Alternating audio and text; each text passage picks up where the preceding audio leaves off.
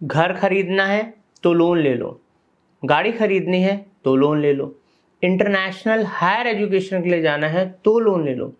Loan एक बहुत common word बन के रह गया है हम सब की जिंदगी में। लोन लेने का कारण है महंगाई। आज की डेट में बिना लोन के कुछ भी लेना बहुत ही ज्यादा एक्सपेंसिव हो गया है।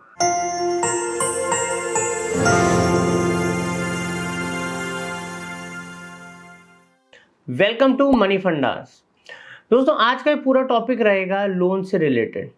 अगर आप लोन लेने का सोच रहे हैं या प्लान कर रहे हैं तो ये वीडियो एंड तक जरूर देखिएगा और चैनल को अभी सब्सक्राइब कर लीजिए, बेल आइकन दबा दीजिए अगर अब तक आपने सब्सक्राइब नहीं करा है। बिकॉज अगर आपको फाइनेंशियल फ्रीडम अचीव करना है, अगर आपको फाइनेंशियल अपडेट्स चाहिए, फाइनेंशियल नॉलेज चाहिए, तो मनी फंडास आपकी ग्रोथ में बहुत ज़्यादा कॉन्ट्रीब्यूट करेगा।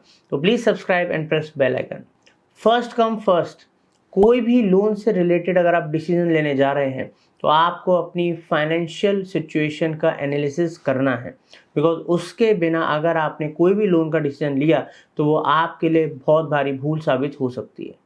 क्या आपके पास सफिशिएंट इनकम है जो आपको आपकी मंथली ईएमआई इजीली पे करने की सुविधा प्रोवाइड करेगी?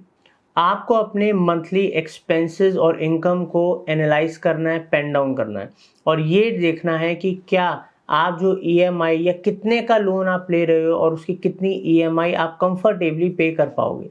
जब कभी भी बैंक हमको लोन देते हैं तो वो हमें दो कैटेगरी में डिवाइड करते हैं। एक होता है एम्प्लॉय और एक नॉन एम्प्लॉय।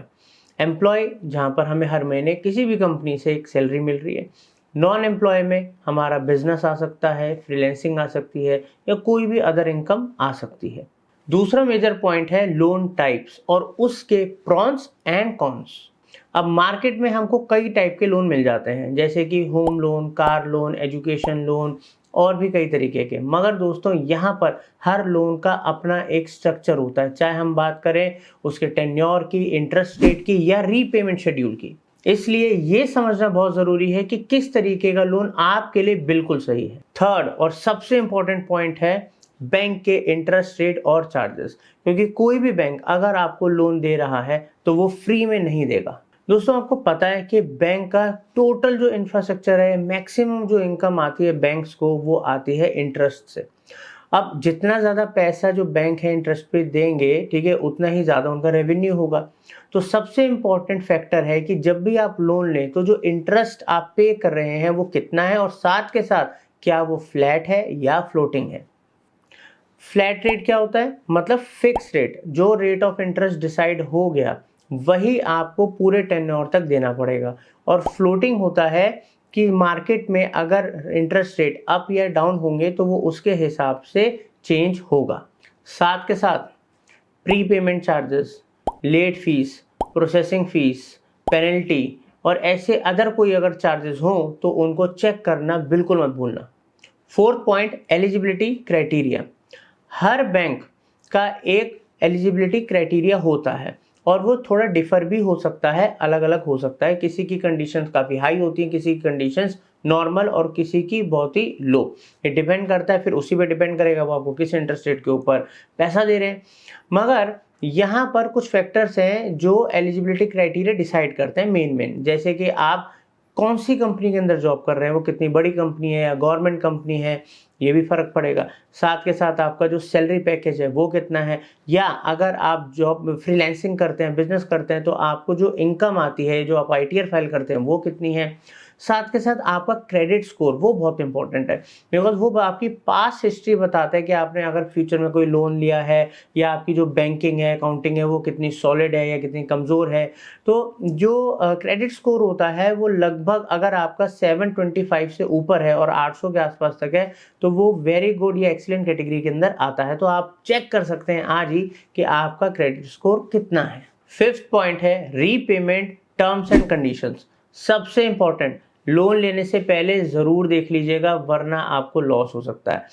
मेरे संग ही ऐसा एक एक्सपीरियंस हुआ था कि मैं होम लोन ले रहा था और वहाँ पर मुझे ये नहीं पता था कि मिनिमम इतने टाइम से पहले आप होम लोन को डिस्पोज नहीं कर सकते, मतलब पूरा नहीं चुका सकते। ऐसे कार लोन के अंदर भी होता है, कई सारी कंपनीज होती हैं, ठीक है, वो अलग अलग रेट ऑफ इंटरेस्ट के ऊपर कार देती हैं, मतलब कार के लिए लोन देती हैं। अब वहाँ पर कुछ कंपनीज के अंदर होता है कि आप 1 साल या उससे ज़्यादा पीरियड के लिए आपको लोन लेना ही पड़ेगा, उससे पहले आप उसको पूरा का पूरा पे नहीं कर सकते।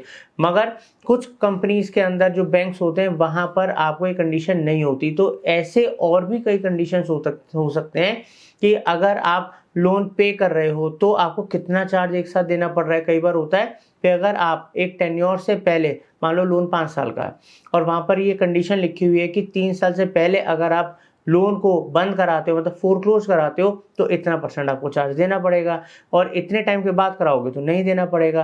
तो इन सब छोटी-छोटी डिटेलिंग को आपको ज़रूर देखना है, वरना कई बार आपके पास एकदम से पैसा आ जाता है और आप लोन नहीं पे करना चाहते, फिर भी आपको लोन की किस्त देनी पड़ती है। या कई बार ऐसा हो जाता है कि आप लोन बंद करना चाहते हो, बंद तो हो रहा है, बट बंद करने के लिए आपको एक्स्ट्रा में बहुत सारा पैसा देना पड़ रहा है। तो दोस्तों ये बहुत ही इंपॉर्टेंट पॉइंट है। 6 पॉइंट है, इंपॉर्टेंट है, लास्ट पॉइंट है, मगर इसको कभी भूलना मत। दोस्तों हम कभी कोई छोटी सी भी चीज़ ऑनलाइन खरीदते हैं या ऑफलाइन मार्केट में जाके खरीदते हैं, तो हम 4 दुकानों पे उसके बारे में पता करते हैं, क्वालिटी देखते हैं, उसके प्राइस पता करते हैं, है ना? तो ऐसे ही जब हम लोन लेते हैं तब हम क्यों नहीं करते? तो आज की डेट में हमारे पास ऑनलाइन अलग-अलग कंपनी की साइट पे जाके आप रिक्वेस्ट डाल सकते हो लोन की। इवन आज की डेट में कई ऐसी वेबसाइट्स हैं लाइक पॉलिसी बाज़ार है, दूसरी भी है, मैं कोई पेड प्रमोशन नहीं कर रहा हूँ, ना मेरे को कोई पॉलिसी बाज़ार या कोई बैंक बाज़ार पैसा दे रहा है। बट ऐसी वेबसाइट्स हैं जहाँ पर आप मल्टीपल कंपनीज़ की जो रेट्स हैं या उनके इंटरेस्ट रेट हैं, वो सारी चीज़ें लोन के क्राइटेरियाज़ चेक कर सकते हो एक ही जगह पे, और वो कंपैरिजन भी दिखा देते हैं कि अगर आपको इस चीज़ का लोन चाहिए तो यहाँ पर आपको इस कंपनी में ये ईएमआई देनी पड़ेगी, इसमें ये ईएमआई देनी पड़ेगी, ये टेन्योर हो गए, कंडीशंस हो गई। तो आप इजीली जज कर सकते हो कि आपके लिए कौन सी कंपनी बेस्ट है। साथ के साथ एक बात का हमेशा ध्यान रखना, जब कभी भी आप किसी भी कंपनी से लोन लो तो उसकी मार्केट में रेपुटेशन, ठीक है, ये सब चीज़ें भी ज़रूर चेक करना। अब ये चीज़ जो है ये हमारा पैसा तो बचाएगी ही बचाएगी। क्यों? क्योंकि हमने कंपैरिजन करा और हमें अगर किसी कंपनी से थोड़ा-सा भी रेट ऑफ इंटरेस्ट कम मिल रहा है तो पता लगे कि एक कंपनी में 3 लाख के लोन की जगह मेरे को 3.5 लाख भरना पड़ रहा है और एक जगह 3 लाख के लोन की जगह मेरे को 3,60,000 भरना पड़ रहा है। तो 10,000 रुपए तो बच रहा है ना। और ऐसे बड़े-बड़े लोन्स में और या रेट ऑफ इंटरेस्ट अगर ज़्यादा फ़र्क है तो बहुत ज़्यादा फ़र्क आ जाता है। तो इससे आप अपना काफ़ी पैसा बचा सकते हैं। अब यहाँ पर एक बहुत इंपॉर्टेंट बात निकल के आती है, एंड में बताना चाहूँगा, ये सबसे इंपॉर्टेंट टिप है। दोस्तों कई बार क्या होता है, हम जो लोन लेते हैं ना हमारे नोन के थ्रू लेते हैं, हमारे चाचा, ताऊ, भैया, फ्रेंड या किसी के भी थ्रू लेते हैं। मैं ये नहीं कह रहा आप उनके थ्रू लो मत लो, जिस मर्जी के थ्रू लो, मगर जो भी कंपनी का आप लोन ले रहे हो, बैंक का आप लोन ले रहे हो, प्राइवेट कंपनी भी हो सकती है, बैंक भी हो सकता है, कुछ और भी हो सकता है। जब भी आप लोन लो तो एक टर्म एंड कंडीशंस का ना एक कागज़ होता है, क्योंकि लोग तो बोल देते हैं अरे हम बैठे हैं ना, अरे हम बैठे हैं ना, तो बोल तो देते हैं, बट जब एक्चुअल में प्रॉब्लम्स आती हैं और जो कंडीशंस हैं तो आपको उस समय बैंक के संग जो आपका एग्रीमेंट है उन्हीं कंडीशंस पे करना पड़ेगा। तो टाइम लगता है आधा 1 घंटा, ठीक है, बट आप ढंग से कंडीशंस वगैरह पढ़ो, उसके बाद ही लोन लो, वरना आपने ही नहीं हज़ारों लाखों लोगों ने आज तक इस वजह से कुछ ना कुछ नुकसान उठाया, किसी ने ज़्यादा किसी ने कम। तो दोस्तों लोन्स के ऊपर जो आज मैंने आपको जानकारी दी, कमेंट सेक्शन में ज़रूर बताइएगा आपको कैसी लगी। और ऐसे ही अगर आप अपनी फाइनेंशियल नॉलेज को ग्रो करना चाहते हैं, बैंक से रिलेटेड सर्विसेज, प्रोडक्ट्स के बारे में अगर आपको नॉलेज चाहिए और स्पेसिफिक कोई टॉपिक आप जानना चाहते हो तो कमेंट सेक्शन में बता सकते हो। तो प्लीज़ सब्सक्राइब कर लीजिए, बेल आइकन दबा दीजिए ताकि कोई भी फाइनेंशियल अपडेट या नॉलेज आपसे मिस ना हो। Thank you for watching money fundas.